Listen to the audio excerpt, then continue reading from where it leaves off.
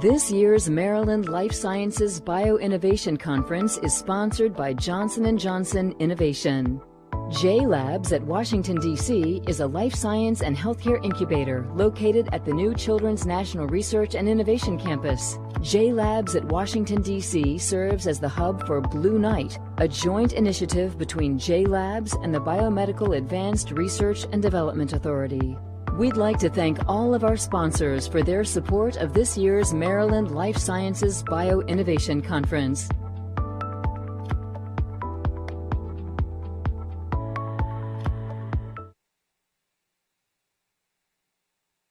This panel discussion will focus on the future of biomanufacturing. Please welcome your moderator, Brad Stewart.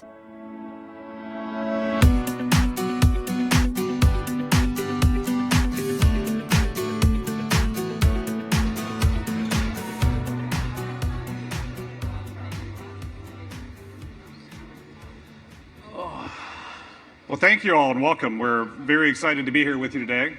I have the luxury, the privilege, or the honor, choose whatever you want, of hosting our last panel in the afternoon, Revolution in Biomanufacturing. So we'll talk a little bit about, hopefully, a lot of interesting things. So Brad Stewart's my name. I think most of you know me or have heard from the introductions before. But I wanted to introduce the guests that we have here with us today. So John, we've got two guests joining us on Zoom, who I'll introduce first. John Lenihan, who's the Senior Director and Interim CDMO, the Business Unit Head of Emergent Biosolutions. Peter Olagunju, who's the Chief Technology Officer for TCR² Therapeutics. And then to my left, Nicholas Ostrout, who's the Global Head of Commercial Development for Lonza. So this is one of the best parts of the day for me. It's the end of a two-day conference. Everyone's heard lots of incredible things from a lot of different people. We've had a day pretty intensely focused on cell and gene therapy and talking about not only the present, but the future. We're going to focus a little bit more on the future here. So as I like to describe this, this is my opportunity to ask brilliant people impossible questions. So with that, I'm going to ask each of you an easy question to start. I'm going to give you the opportunity just to sort of introduce yourself, tell the audience a little about what you do currently at your current jobs, and maybe a little bit about yourself if you'd like to add on to it. So since you're closest to me, Nicholas, do you want to go first? Sure. So hi, everyone. Nick Ostrout. I'm the Global Head of Commercial Development for a business unit within Lonza called Personalized Medicine. It's a relatively new business unit. It's only about 2.5 years old now, but really focusing on autologous cell manufacturing platforms with our initial technology, the Cocoon. So we're, launching the platform into the market. We have done a number of clinical trials, and we are very excited about kind of bringing this to the marketplace, and that's what I've really been leading initially. So. Background, I'm a PhD trained immunologist. I have spent about 10 years in cell therapy. Most recently, I was at Miltenyi Biotech, and then I moved over to Lonza about 2.5 years ago when this BU started. So, thanks, Nick. John, you're up next. Good afternoon, everyone. On behalf of Emergent Biosolutions, an organization with kind of a deep biomanufacturing presence in Maryland, I'd like to thank the Tech Council for the opportunity to participate today at the Bioinnovation Conference. My name is John Lenihan. I lead the CDMO business unit within Emergent. In this role, I lead our commercial organization, including sales and business development, marketing, customer experience, commercial development, and commercial strategy. I joined Emergent in January of 2020 after spending 6 years at Vetter Pharma, drug product CDMO, and 5 years at Thermo Fisher. Both of those in commercial roles supporting clients at various stages of drug development. My background is in cell biology and biology, and kind of in this current role at Emergent, I'm supporting our existing CDMO client base, but also our prospective client base in a molecule-to-market approach to solving their drug development and outsourcing issues. So very nice to be here. Thank you. Thank you, John. We appreciate it. Peter? Yeah, I would like to echo the sentiments and thank the Tech Council for the invitation to participate today.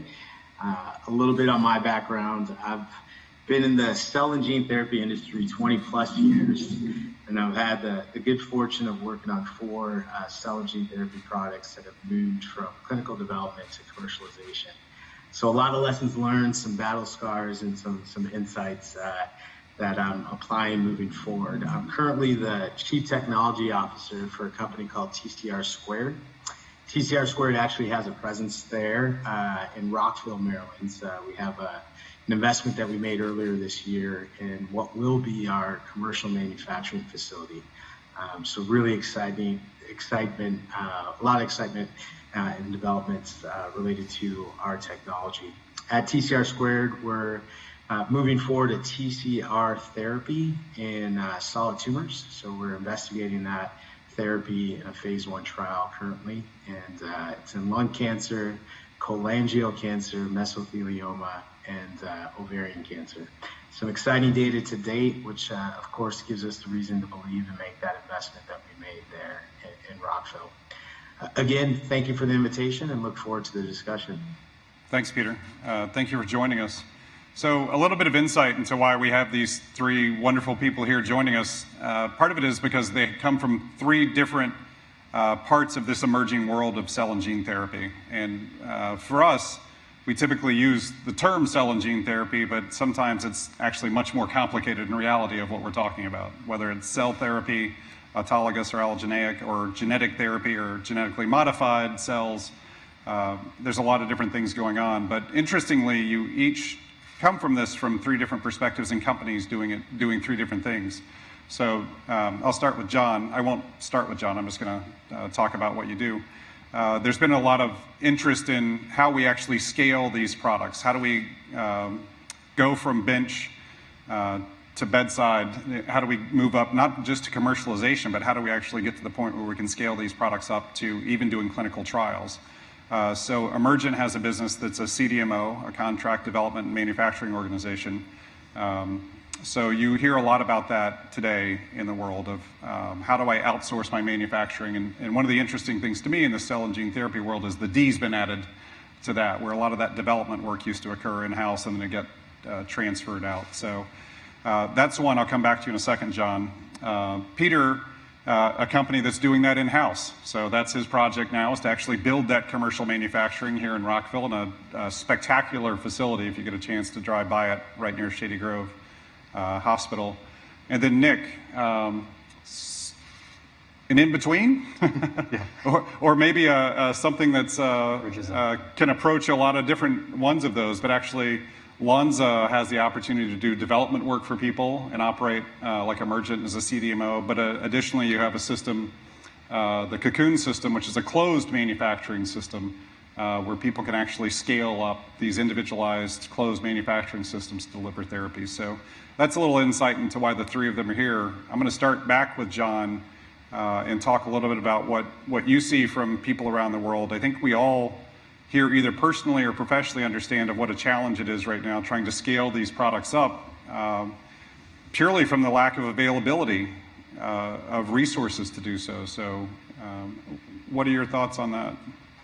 Yeah, thank you, Brad. I think you kind of hit the nail on the head with the primary kind of thing that's been on a lot of our minds in the past 18 months or so, which is the availability of capacity, especially in a rapid response environment. And, even preceding the last 18 months, capacity was difficult. And I think that was leading a lot of innovators to kind of really question the outsource versus develop internally kind of that decision-making process. And, what we hear and see from a lot of our clients is that, they want the expertise of an external partner, but they want the flexibility and the rapid response of having those capabilities internally and having those capabilities able to be deployed on their programs and on their timelines.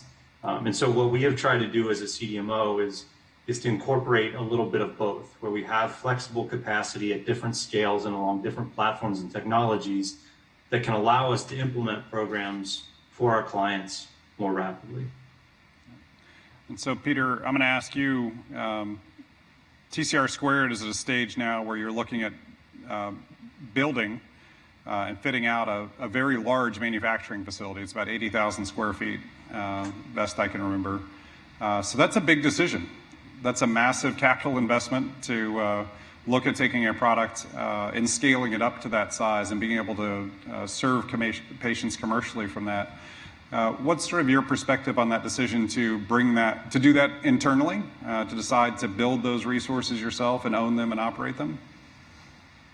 Yeah, it's a great discussion point. And as John mentioned, it's one that's front and center within the industry today, kind of under the category buy versus build. And when is the right time to allocate resources to internalizing capabilities? And, just stepping through kind of the process for TCR squared.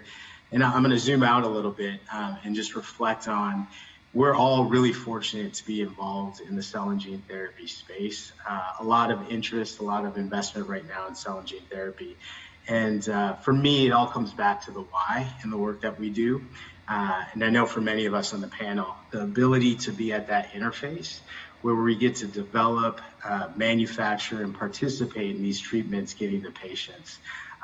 It's so gratifying, it's so fulfilling, seeing patients, whether they be in oncology or rare disease, getting to benefit and have an overall outcome that's positive from these treatments. So that's the opportunity. And of course, with opportunity comes challenge. And one of the challenges that we're talking about is, your manufacturing strategy.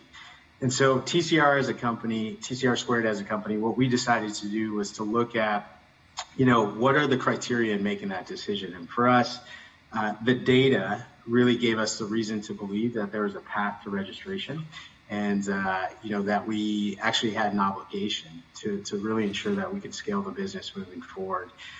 The other factor that came into it is the ability to have control of your process. Working with contract partners is great, especially for smaller mid-stage companies. It helps to extend the cash runway and get you to your next inflection point to raise capital. So it's a much needed aspect of our ecosystem. But at the end of the day, too, as a developer of a technology, there is process understanding, process knowledge that you would like to retain. There's also control and flexibility of your process that you're better equipped to have if you internalize your manufacturing. And so those were some of the elements that factored into our decision making. We really wanted to ensure that we controlled our own destiny from a manufacturing perspective. For a cell and gene therapy product, manufacturing is the wheelhouse of the business. You're actually in a manufacturing business at the end of the day. And so to be able to have that type of control and flexibility when it comes to cost of goods, process improvements or optimizations moving forward, that became a key factor. So you made a very interesting point, Peter, that I hadn't thought about quite in the context you said it before. So, for those of us who've been in the industry for a long time, manufacturing was a cost center, right? You're manufacturing APIs and even proteins or anything else and looking to scale them up and drive costs down as quickly as possible. These are incredibly different types of therapies that we're talking about here, in much higher touch, much more complex manufacturing processes, frequently individualized for the patient. From your perspective and what you said, so how does that sort of change the positioning of manufacturing within the organization, not only from a personnel perspective, a management perspective, but a strategic perspective? It's got to change the game. Yeah, I'm laughing because, this is a conversation that we've had routinely within our organization and previous organizations that I've worked at. And you're spot on with respect to your organizational design. So how do you outfit your organization? But also the way you work and your strategies have to be different. They have to be tailored to the fact that you're dealing with autologous, personalized products in many cases. I know in our case, that's a platform that we have. And so you really have to have an approach where you build around manufacturing. And it's an integrated approach where, the other disciplines and groups, whether it be clinical, whether it be commercial, research and development, finance, all of that has to have an integrated approach to manufacturing. One important interface is with IT, information technology. What is your strategy for collecting data, for reacting to data, to answering questions that the business may have related to data? And is that integrated into your manufacturing strategy? And one of the things that we came to find was that in building a plant from scratch, you could really design de novo. So whether it be electronic batch records, an MES system, and really design with some of those integrated features in mind. That's one of the key advantages or a key considerations that led us to think about it in a different way and execute it in a different way. Well, thanks. And Nick, it's coming back to you. So Lonza's in a very interesting position here. You can take some of this pain and agony off of a company's shoulders, do it from a contract manufacturing perspective. But then you also have the opportunity to work with them and potentially outfit a manufacturing facility with your Cocoon system and a variety of things. So how do you think about working with partners and helping them work through these challenges and the decision processes for these very complex decisions? Yeah, I mean, so I think it's an interesting question. So, we have a lot of expertise that we bring to bear. We've been in the cell and gene therapy space for over 25 years. And so when we're talking about bringing you into the Lonza infrastructure and manufacturing with us, we have the regulatory teams and that have global a footprint. They're plugged into all the major regulatory bodies around the world. We're constantly reviewing it, the requirements. We have the QA, QC teams on board. I mean, we have large support teams that can help sort of navigate from all the way from early phase, translating into the phase 1 trial, all the way up to commercial scale. We manufacture commercial gene therapies right now.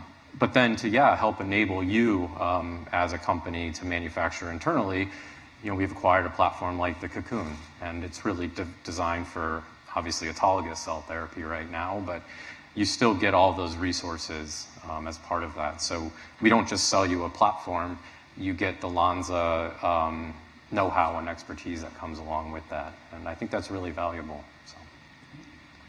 So this is where I start to ask some of the harder questions. Because these are questions you aren't going to know the answers to, but you can sort of share your experiences and where you think we're headed directionally. 10 years ago, if anyone had said this is what you would be doing today, I hope none of you would have predicted that, maybe even 5 years ago. And I think one of the things that's amazing, first of all, let's just acknowledge the fact it's utterly amazing that we're at the point in humankind where we can genetically modify cells and put them back in people and potentially cure or treat diseases. I remember being, the Human Genome Project started right about the time I started grad school. And, it seemed like something that was never going to be done or of value in my lifetime. But we're seeing things that people never would have predicted, right? And one of the challenges with these is they're stunningly complex today to produce these products. They're incredibly expensive. But when you get into the mechanics of the manufacturing processes and validation and everything else, it's completely understandable why it's so expensive to produce these. But how do each of you see this evolving over the next 5 years or 10-year time frame? In my mind, there are several big challenges I'll just throw out there for you, and you each can sort of decide what you want to answer about. But the processes that you're using today are not the ones that you used 5 years ago. They're not the ones you'll use 5 years from now. I mean, these continue to evolve forward, and yet we've all grown up in a system where you couldn't evolve, right? These were locked systems where you were intended to keep doing the same thing and demonstrate you could reproduce it forever and ever. And yet the way that these medications are going to become available to more people and going to become more affordable is by the ability to innovate, right, and to scale. So I'd be interested to sort of get your thoughts on that. How do you think about that from a planning perspective, from a risk management perspective? Because you really do have to think about the future, right, and how you're going to adapt to what's going to happen. Peter, I'll let you go second because I'm going to make it a little harder for you. You're in the process of designing a facility that's going to have to probably be operational for decades. And obviously we'll continue to iterate in that time, but you've got to figure out what you want to lock it down to do for the next 5 or 10 years, but build in the flexibility to do those sorts of things. So I'll start with Nick and come to you, Peter, to give you a second to think about it. But how do you, with your customers and clients, and even internally, think about, how this continues to evolve at the pace it's evolving? Yeah, Lonza's obviously made the investment in automated platform, right, with the Cocoon. So clearly we think that is a need in the field. I think when I came into the field maybe 5-6 years ago, the market in general hadn't accepted that automation or fully automated solutions were required yet. But I think as we've seen struggles with some of the commercially available products, we have to drive the cost down, and automation's a clear path to doing that. And so the Cocoon definitely helps enable that. I think there are obviously other solutions for automated workflows that are available. And so, Lonza's definitely bought into that. I think the holy grail, right, is allogeneic, and that's really what's going to help drive the price down even further of these cell therapies. I think there's still need for automation and scalability in manufacturing with those products as well. It might be on a more personal scale. So, part of our business unit is personalized medicine. So right now we're focused on autologous therapies. But when we have allogeneic products that maybe have a chassis, and that you then develop the therapy for that specific patient based on the tumor microenvironment or the molecular signature of that tumor, you can still use platforms that, like the Cocoon, maybe within the hospital to modify that allogeneic chassis. So I think that's kind of how we think about it within Lonza, and really trying to tackle some of the manufacturing logistics. But yeah, that's the perspective, obviously, that I'm bringing. So Peter, what's going through your head as you're imagining how to build your first commercial manufacturing facility for TCR²? Yeah, I think there's some low-hanging fruit elements. So as my colleague just mentioned with respect to automation, ensuring that you're looking at enabling technologies and how you incorporate that into your facility moving forward, that's a must, right? That's a given. Looking at modular design of your clean rooms so that you can flex for different processes and rapidly pivot for different products, potentially. That's a must. Single-use systems, of course, that's been in place for some time. And then, really being able to get to a place where you have a fully connected facility where you can react to data in a way where, you can really add value to the business. So I mentioned electronic batch records. There are a number of IT systems now that help to create that agile way of working that really pays dividends moving forward. But I'll tell you, when I think about this question, where my head instantly goes for the next 5 to 10 years is really your people. And it comes back to your people time in again, in that, if you build a good team, and that team, you've invested in making sure that they're valued, you've created a culture that sustains. Products come and go, technologies come and go, we've all seen that. But if you have a nice base, a team that you can build on, that for me is the point of differentiation. And in fact, in the environment that we're in today, and I'm sure all my colleagues on the call can speak to this, there is a war for talent, especially in the CMC space, where it's really difficult to hire qualified and trained individuals. And once you do, to retain those individuals. And so again, I think you have to anchor on your people. I recently read Reed Hastings' book, No Rules on Netflix, and the culture that he built there. And he talked a lot about these concepts of how do you anchor on your people, but also how do you create a base whereby, if a product fails, you're able to pivot and move forward with that base that you have. And that base has to be your people. Yeah. Well, Peter, I'm glad you talked about the people, and that's always the challenge that I think everyone faces, right? It's the workforce, the talent, and obviously people worry about the job openings they have today and trying to fill those in, the next year, 2 years, 5 years. Maybe for all of you, and we'll come back to John in a minute to finish this question, but I think one of the challenges that we see, and we've talked about this before, is how do we get more people interested in doing what you do? right? And we work in biotechnology. We understand it. It's very odd. I know tons of people in biotechnology, but I don't think that's normal, right? I don't think if you just walk down the street and ask someone and said, do you know anyone who works in biotechnology? They would just look at you like you're an alien.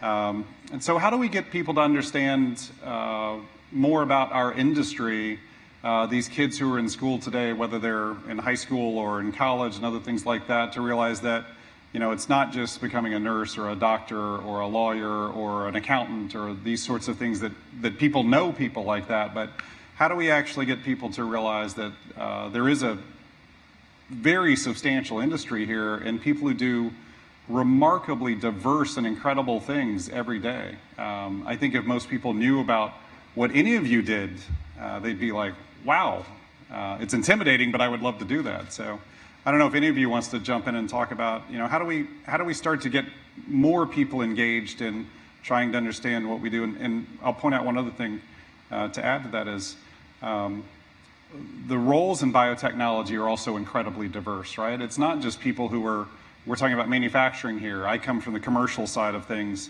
but you also have finance people, HR people. I mean, it's across the spectrum. So anyone want to jump in? Yeah. Sure, I'll happy to jump in. It wasn't all that long ago when I was in grad school for molecular biology, and it was almost assumed that you would stay in an academic environment, and there wasn't a direct link or exposure to opportunities in industry. And I think there's a real opportunity now that exists to foster the next generation of biomanufacturing leaders. I'm seeing more college and university programs that have really degree granting programs focused on biomanufacturing skills to help bridge that talent gap. We're seeing these programs, we're seeing interest from these programs in placing their students at our facilities. And I'm hoping that this kind of increased exposure and awareness of what this industry does, because there's certainly an awareness gap also, but not only what it does, but what it can offer, most importantly to patients, but also to the individual in terms of, intellectual development and professional development, really needs to be put at the forefront. It should be seen as an attractive career opportunity with, a lot of, and I think you mentioned it, right, a lot of different opportunities within it. It's not, a homogeneous mix of professions and skill sets. It's really varied, and there's a lot of different things that people can do. They can work for innovators, they can work for CDMOs, they can work for a hybrid organization like Lonza that does a little bit of both and find a really fulfilling career in biomanufacturing. Yeah, I mean, I think just to build on that, I love the story earlier about Eli Lilly busing kids in to come see the facilities. I think you have an amazing opportunity, or we do, within the Maryland ecosystem here to really engage the next generation. And I think it's on us, as individuals that are currently in the field and in the market to, initiate those programs. We take part, for example, with, I think is it Montgomery University? That's Montgomery College, just on the road, and they do, they have an annual summer class on biomanufacturing and some of the new technologies that are available. And I think outreach programs like that are phenomenal, and I think we just need to, make sure that we continue to engage. Peter? Yeah, maybe if I, just to jump in to add to the comments, all those really valid comments there. I think we're in a rare position where we do extremely fulfilling work, gratifying work. And there's an element there of, I won't call it marketing, but really telling the story. So it's really, the onus is on us as industry to engage and really partner with the multiple seats of learning, whether it be graduate schools, universities, community colleges, grade schools and high schools, to really tell that story so that people understand what their options are. And, I think another step too is helping in the curriculum development. We have a partnership in the UK where we were able to partner with a number of schools to say, hey, These are some of the key aspects, the key skills and capabilities that would make a manufacturing technician successful. And they were able to build that into their curriculum. So again, I do think it comes from industry taking a more active approach and telling the story, but also engaging with those seats of learning in their local community. Yeah, and Peter, I think you sort of hit something incredibly important there. And you know, before, when you think about manufacturing APIs and you're doing chemical synthesis or something, you're so far removed from the end product and the result of that. But what all of you are doing here today, you've got people working for your companies who are literally saving a patient's life today. And it is a remarkable difference. And I think the people who are having that impact, it should be a remarkably positive impact on their lives to be able to do that on a daily basis. So, John, I was going to come back to you about the question about Emergent and sort of how you think about not future-proofing, but how do you sort of think about, you know, working with your clients and customers so that they can continue to adapt.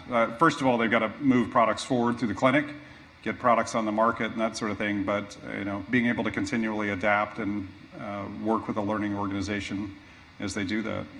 Sure. Yeah, I think as a CDMO, you know, operating in a highly regulated environment, there's not always a reward for innovation and being sort of first to change an established process or an established way of doing things. And so, you know, we find ourselves a bit in the middle between, you know, maintaining, you know, compliance, but then also maintaining flexibility and adapting to the demand signals that we receive from innovators on the types of technologies, the types of processes, you know, that are, you know, being sought after in the contract space.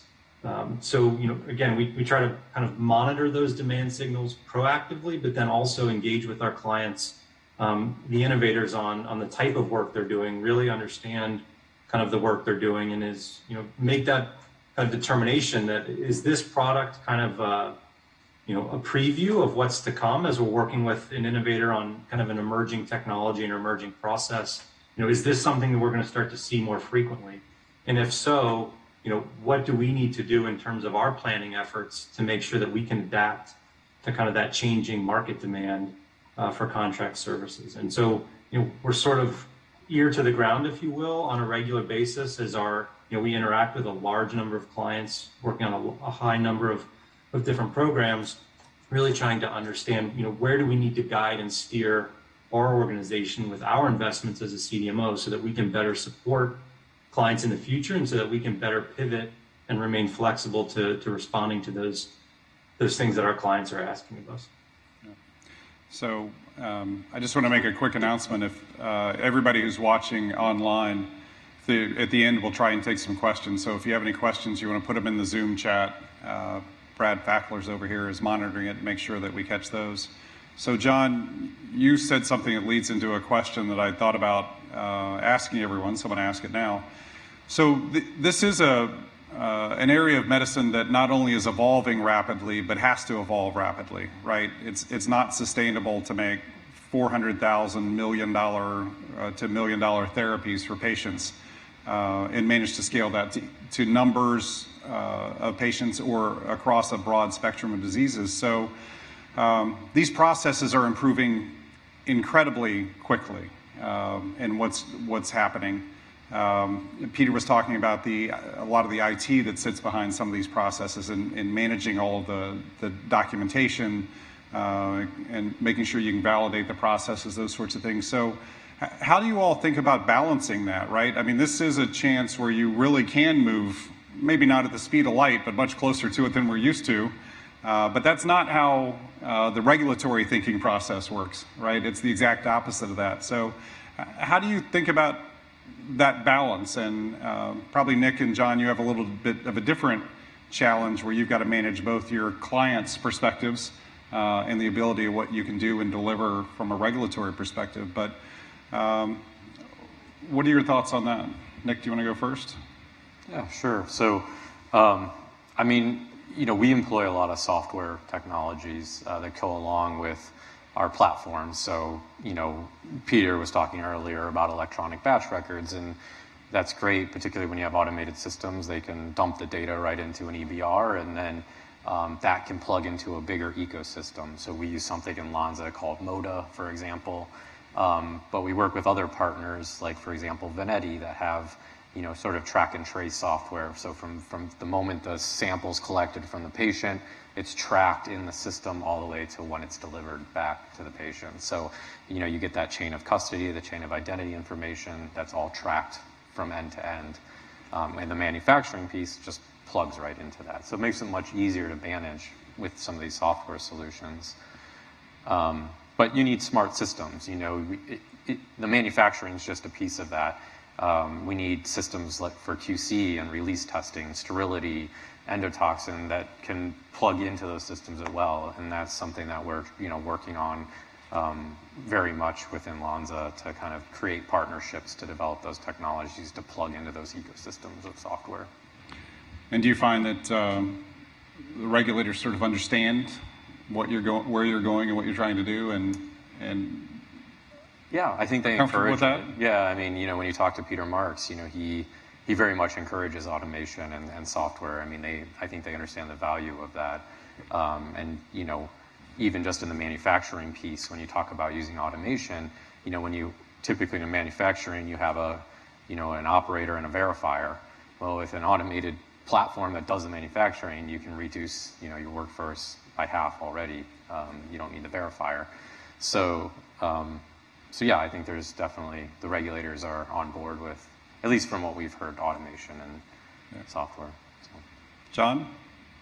Yeah, to build on what Nick said about software, I mean, and kind of to go on what you said about kind of making these improvements, sometimes seemingly small incremental improvements, the sum of some of those can have a profound impact on process efficiency and, success outcomes. And, for example, we are experiencing clients asking us to implement, real-time or near real-time data collection during manufacturing runs.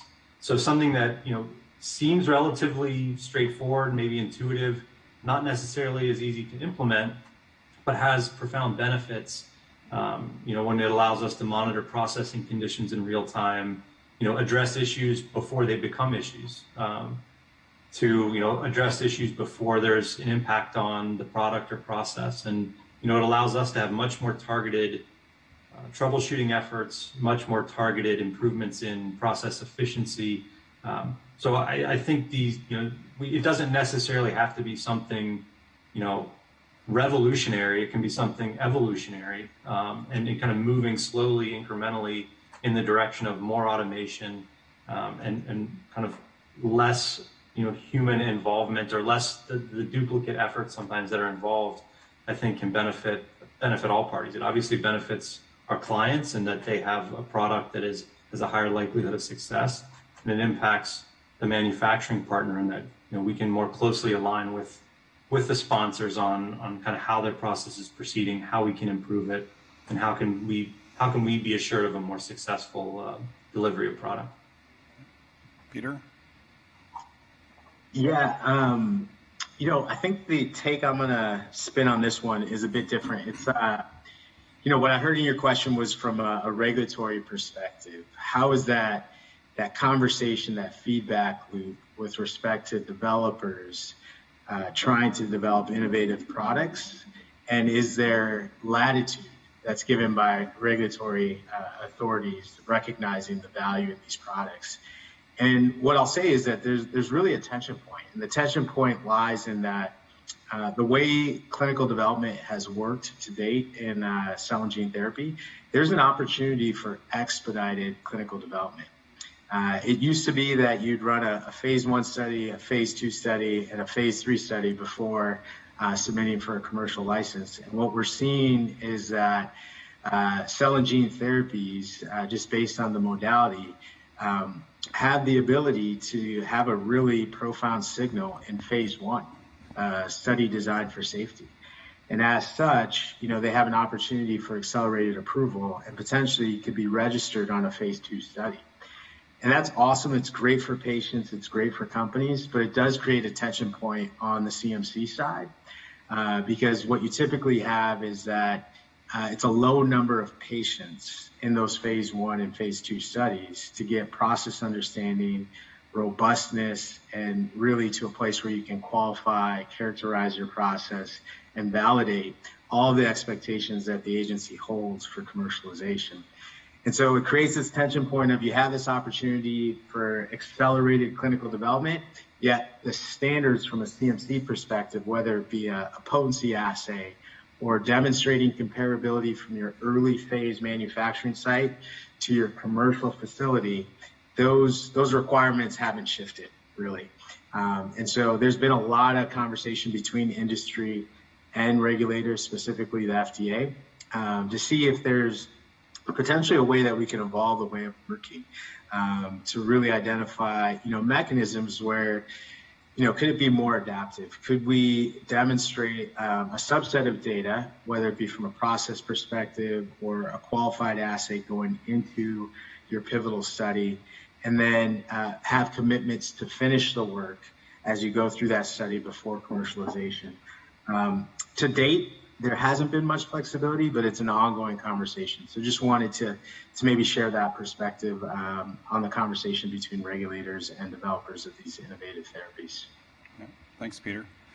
So now I'm going to give each of you the same question. You only get one word to answer it. In the next 20 years, what has the greatest impact, positive impact on cell and gene therapies? Automation or allogeneic? Nick? You're going to make me go first, huh? I think automation. John? I would agree with Nick. Peter? I would agree. 3 for 3, automation. All right, we're going to skip allogeneic therapy from now on. No, I think that is one of the challenges, right? I mean, no matter which way you go, whether it's autologous or allogeneic, it really is the ability to scale these things up and to move the processes forward and make them automatable, reproducible. And I think there's a lot of opportunities there, which all of you, I think, are experiencing right now and continually working on. So we have a little bit of time left. I wanted to see if anyone had any questions, either online or if anyone here in the audience has a question. There's a microphone somewhere right over here by Brad if anyone would like to ask anything. If not, I will continue. All right, it's a very shy crowd here, but it's all right, I'm not shy. So I don't know if any of you here have noticed, but we've been in the middle of a global pandemic. It's lasted a lot longer than any of us would have hoped, dreamed. But on the other hand of that, what has been accomplished from the perspective of developing vaccines, getting them deployed, manufacturing them at a scale that it's incomprehensible, bringing new technologies to market, bringing new therapies to market has really been unlike anything in my lifetime and probably any of our lifetimes. So I guess I'm curious from each of you, we've seen, take for example, mRNA vaccines. In December of 2019, if I'd sat down with someone and had a drink and said, oh, I think in a year, someone's gonna have an mRNA vaccine on the market. 1,000 people would never have taken that bet, right? And so there's been some remarkable things that have happened in an incredibly short period of time.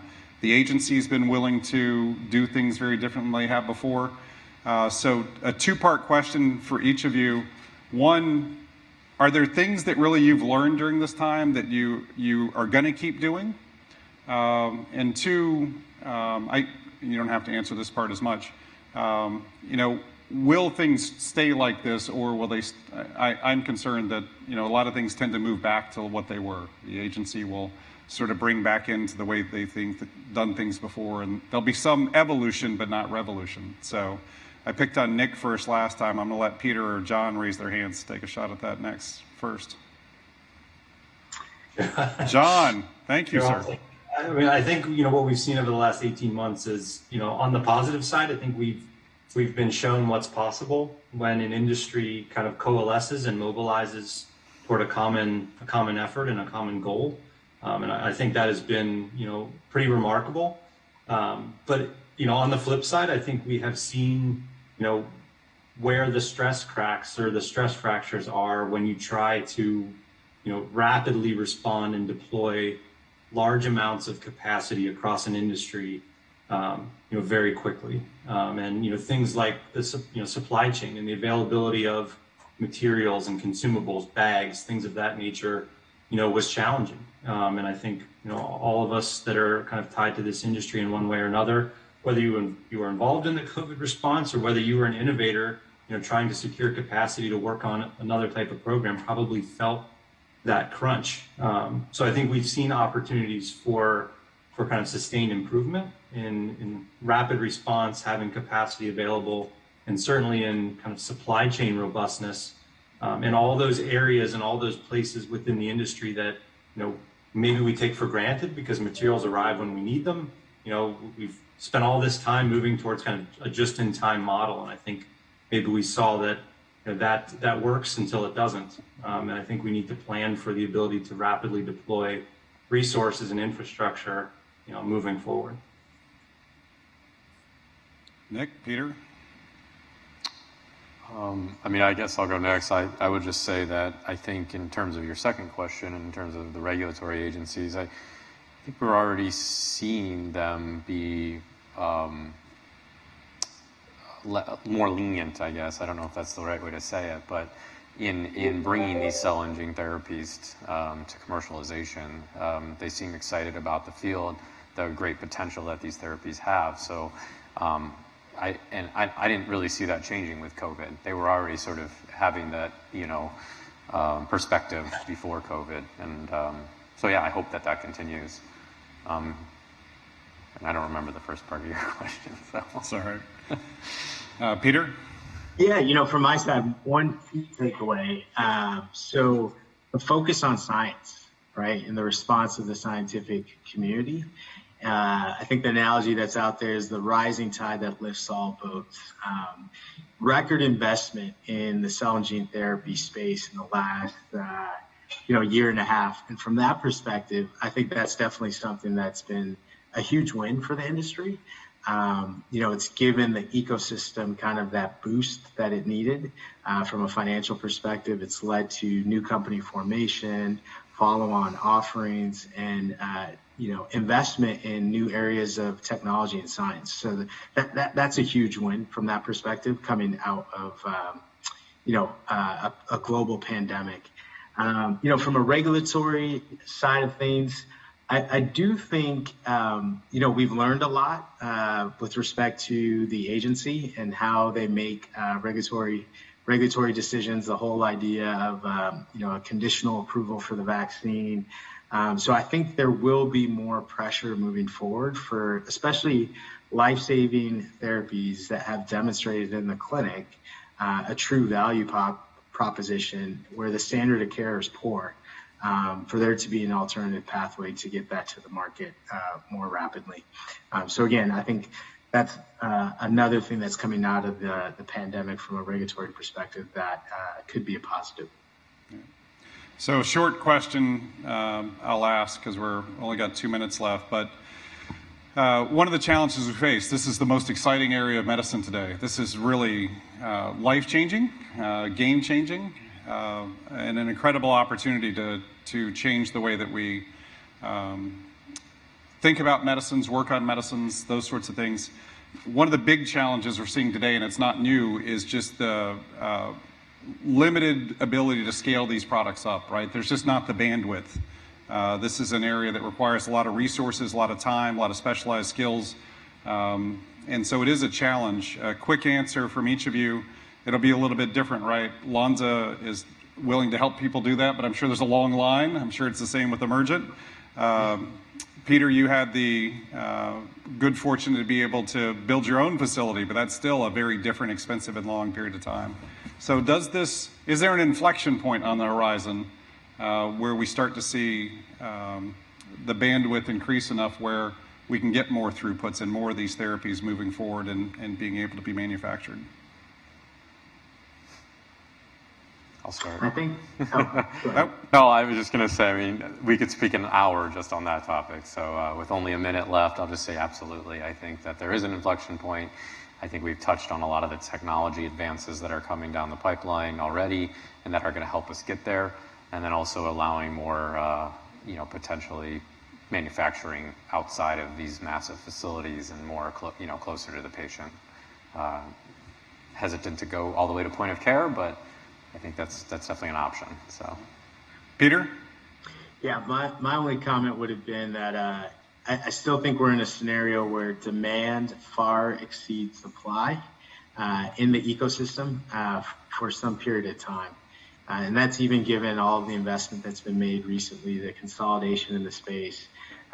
There's still just a lot coming into the funnel as far as over 1,200 clinical trials in cell and gene therapy, some large indication products in late stage development that will require capacity externally or internally.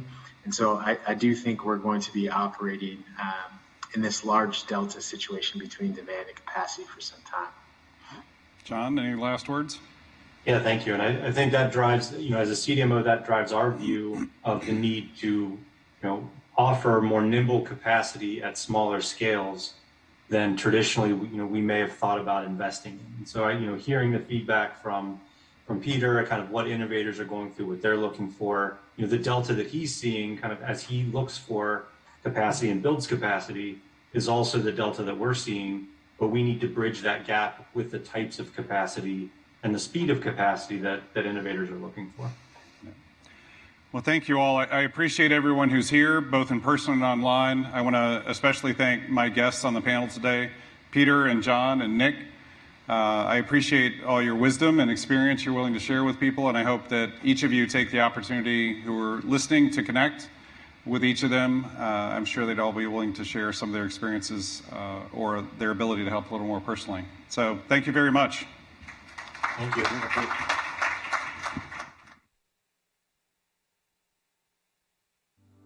This year's Maryland Life Sciences Bioinnovation Conference is sponsored by Emergent Biosolutions.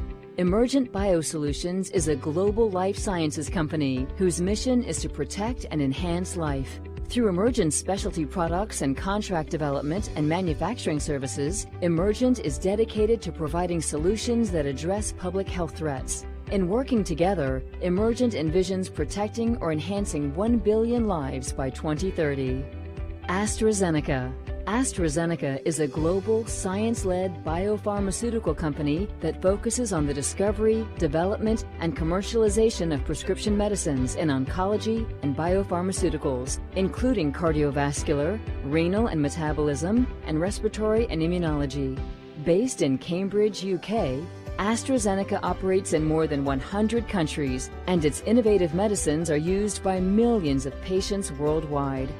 And GSK, a science-led global healthcare company with a special purpose: to help people do more, feel better, live longer. We'd like to thank these and all of our sponsors for their support of this year's Maryland Life Sciences Bioinnovation Conference.